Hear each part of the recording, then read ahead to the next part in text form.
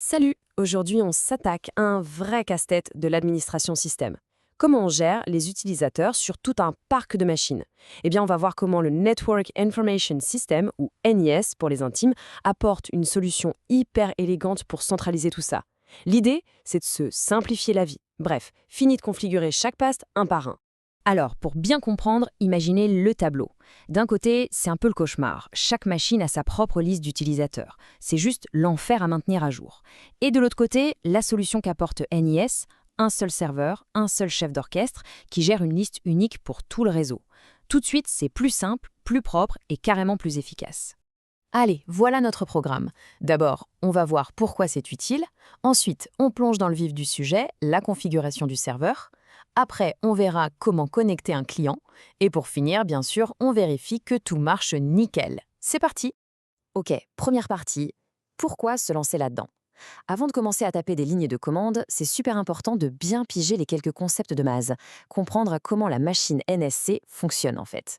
Le tout premier concept, et c'est la pierre angulaire du système, c'est le domaine NIS. Faut voir ça comme le nom d'une équipe, disons école. Toutes les machines qui appartiennent à ce domaine, école, partagent les mêmes informations. C'est ce qui les lie. Et attention, point crucial, ça n'a strictement rien à voir avec les domaines DNS. C'est une erreur classique, donc on le garde bien en tête. Deuxième concept clé, les cartes ou maps en anglais. Alors pourquoi des cartes? Eh bien pour aller vite. Le serveur NIS ne va pas s'amuser à lire les fichiers de configuration texte comme /etc/password à chaque fois qu'un client lui demande quelque chose. Ce serait beaucoup trop lent. À la place, il prépare le travail, il compile ces fichiers en base de données binaires, super rapide à lire, et ce sont ces cartes qui contiennent toutes les infos, utilisateurs, groupes, tout y est. D'accord, mais concrètement, comment le client et le serveur communiquent? Ça se passe via un mécanisme qui s'appelle RPC, pour appel de procédure à distance. L'idée est simple, le client a besoin d'une info, il envoie une requête. Sur le serveur, c'est le service PortMap qui joue le rôle de standardiste. Il reçoit l'appel et le passe au bon interlocuteur, le service IPServe. Et c'est IPServe qui a le job de fouiller dans les castes, de trouver la bonne information et de la renvoyer au client.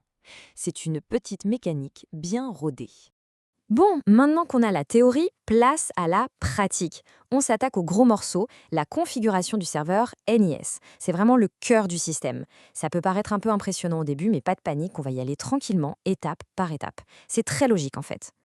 Voilà le plan de montage en 6 étapes. D'abord, on installe les paquets. Ensuite, on ajuste les fichiers de config. On définit le domaine, on sécurise le tout, on génère nos fameuses cartes et pour finir, on démarre les services. Allez, on attaque la première étape. Logiquement, on commence par installer ce qu'il faut. La commande est toute simple. Sudo apt-get install portmap NIS. Ça se charge de tout. Juste une petite chose, pendant l'installation, le système va demander de choisir un nom de domaine NIS. C'est là qu'il faut donner le nom de notre équipe, par exemple école. Maintenant, on passe au fichier de configuration. Il y en a 3 à modifier. Premier fichier, celui de portmap, on doit s'assurer qu'il écoute sur tout le réseau et pas seulement en local. Deuxième fichier, celui de NIS. Là, on lui dit, noir sur blanc, qu'il est le serveur maître, le master. Et enfin, dans ipconf, on lui indique sa propre adresse. Ça peut paraître bizarre, mais c'est très pratique pour qu'il puisse s'interroger lui-même plus tard lors des tests. Après ça, il faut déclarer officiellement le nom de domaine au système. On tape la commande domain name école. Le truc, c'est que cette commande, elle est temporaire. Au prochain redémarrage, c'est oublié. Du coup, pour que ce soit permanent, on doit l'écrire en dur dans un fichier de configuration, ici /etc sysconfig/network. On en arrive à un point super important, la sécurité. Faut pas oublier que notre serveur NIS va contenir des infos potentiellement sensibles, comme la liste de tous les utilisateurs et leur mot de passe, enfin leur hash. On ne peut donc pas laisser n'importe quelle machine venir piocher dedans. C'est là qu'intervient le fichier /var/ip-secure-nets. Pensez à lui comme un videur à l'entrée d'une boîte. Il a une liste et si t'es pas dessus, tu rentres pas. Et justement, voici ce qu'on met sur cette liste. La première ligne, c'est pour autoriser le serveur lui-même. C'est indispensable pour les tests. La deuxième ligne, elle, ouvre l'accès à tous les réseaux locaux. Ici, on a pris l'exemple d'un réseau en 192.168.0.0. Bien évidemment, cette ligne-là, il faut l'adapter avec les informations de son propre réseau. Allez, c'est le moment un peu magique. On va enfin construire nos fameuses cartes. Pour ça, c'est tout simple.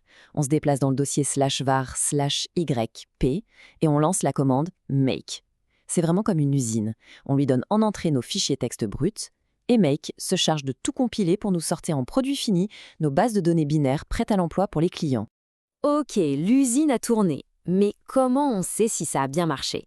Eh bien, la preuve est facile à trouver. Dans le répertoire var Y, un nouveau dossier a dû apparaître, un dossier qui porte le nom de notre domaine, donc école dans notre exemple. Si on regarde dedans, on doit y voir plein de nouveaux fichiers, password by name, groupe.bagid, etc. Ce sont nos cartes. Si ce dossier et ces fichiers sont là, c'est que tout s'est bien passé. C'est la dernière étape pour le serveur. Promis, il ne reste plus qu'à démarrer les moteurs. On lance les 3 services indispensables, PoreMap, notre fameux standardiste, YipServe, le service principal qui répond aux clients, et YPSWD, qui est important pour permettre aux utilisateurs de changer leur mot de passe sur le réseau. Et voilà, notre serveur NICE est officiellement opérationnel. Il est en ligne et il attend ses premiers clients.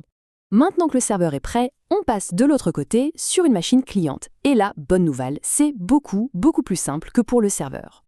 Pour configurer un client, il y a 3 choses à faire. D'abord, on lui dit à quelle équipe il appartient, en lui donnant le nom du domaine NIS. Ensuite, on lui indique l'adresse du serveur pour qu'il sache où poser ses questions. Et enfin, l'étape un peu plus fine, c'est de lui dire comment et quand il doit utiliser le serveur NIS. C'est le rôle d'un fichier de configuration qu'on appelle le Name Service Switch. Ce fichier, c'est /etc/nsswitchconf. C'est un peu le chef d'aiguillage du système. Pour ce qui nous intéresse, les utilisateurs et les groupes, on va lui dire de suivre un ordre précis. En ajoutant le mot NICE après Files, la règle devient « Quand tu as besoin d'une info sur un utilisateur, regarde d'abord dans les fichiers locaux. Si tu ne le trouves pas, eh bien va demander au serveur NICE. » C'est aussi simple que ça. Bon, le serveur tourne. Le client est configuré. Sur le papier, tout est parfait. Mais on sait comment ça se passe en informatique. La théorie, c'est bien, mais la pratique, c'est mieux. C'est l'heure du test, le moment de vérité, pour voir si notre installation fonctionne vraiment. Le tout premier test, le plus basique, c'est la commande ipswitch. C'est vraiment la question la plus simple qu'on puisse poser au client. Dis-moi, à quel serveur NIS es-tu connecté? Ça permet de vérifier que le contact initial est bien établi. Et la réponse qu'on attend, c'est tout simplement le nom de notre serveur. Si ce nom s'affiche, c'est parfait. Ça veut dire que le client a bien trouvé son maître. Ok, le contact est établi. C'est un bon début. Maintenant, est-ce que les données circulent? Pour le vérifier, on passe au test numéro 2 avec la commande ypcat passw.